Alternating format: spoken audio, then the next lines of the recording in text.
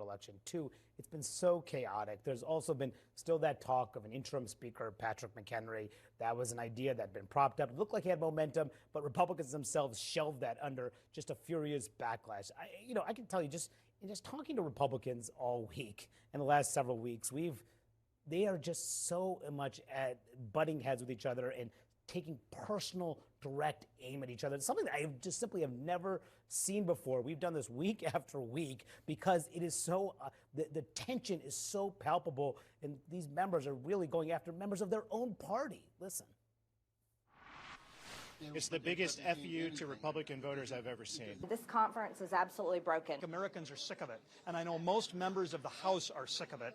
It is time for big boys and big girls to stop with the nonsense. It's as swampy as swamp gets. We need to get over it, and we need to move on. We cannot have an entire branch of government offline. We got to get our act together, because I'm getting calls from my constituents and saying, what the hell's going on with you Republicans? I think history will assign the blame in the right places. I mean, the challenge is that they all say we need to move forward, but they can't.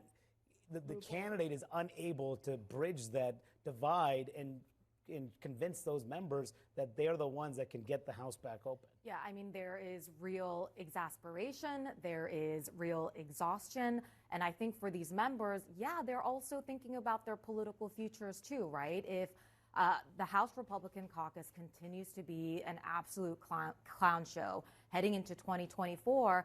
It just makes it easier and easier for President Biden, the Democrats, to campaign against a party that is the party of insurrection, of chaos, of doing nothing. And that is something that Democrats have shown that they are eager to do already. I also just have to say this isn't just about sort of political chaos, right? I mean, you guys know this better than anyone else. This is about their personal lives being thrown into chaos as well. These members take on these jobs and design their entire personal lives so that they can be members of Congress. They have often families that are waiting for them back home. They have these grueling travel schedules. And now the question is, why? Like, for what? Yeah. What are we doing this for? We're not doing anything in our day job. It is such a good point, because I've heard from members that they could see potentially more retirements in the aftermath of this, and that could change the whole political dynamic. And the talk of keeping them in this past weekend, there was so much backlash to that idea about keeping people in over the weekend. Personal schedules do matter in the Capitol. I can tell you that is absolutely true.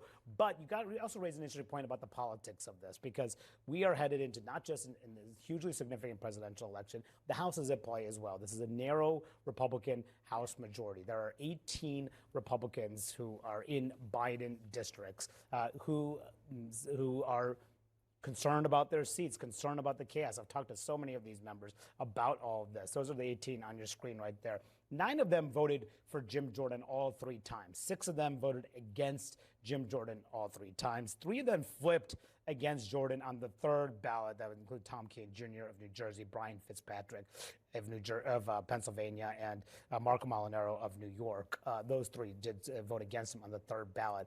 How concerned, Paul, are these members that this chaos could cost them their seats and the Republican majority? They're very concerned. But the reason a lot of them voted for Jordan was because they had a built-in belief that, well, Jordan's probably going to win this, we think, and they want to stay loyal to the guy who's going to be speaker.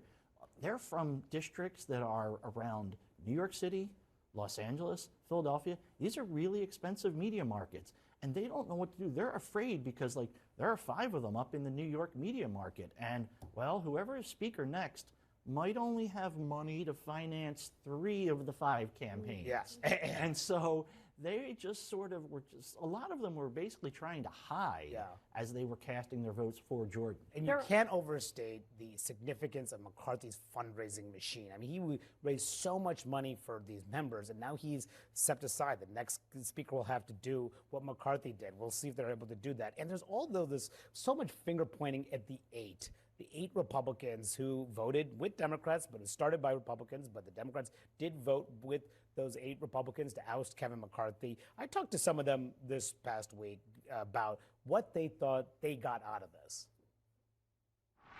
What did you actually get for leading this charge to push out Kevin McCarthy? We're shaking up Washington, D.C. We're breaking the fever. And you know what? It's messy. But the only reason people think there's chaos in this town right now is because the special interests aren't in control anymore. What did you get out of this?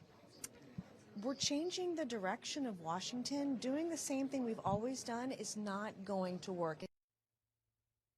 Did they get anything out of this? I mean, they got talking points to take back to their primary voters. That's if you were to go to some of these districts and say what's important, and you would hear things like drain the swamp or change the way things are done. They need some message to explain what is still happening. Yeah. But I don't see any evidence that Washington has changed for the good.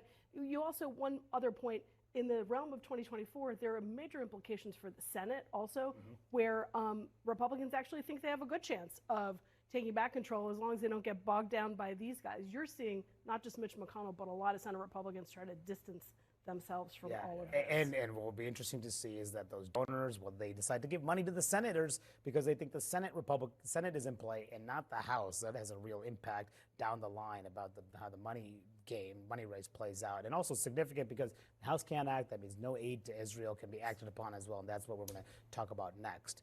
More aid trucks entering Gaza as Israel assembles tanks and troops near Lebanon. We'll bring you the latest live from Israel.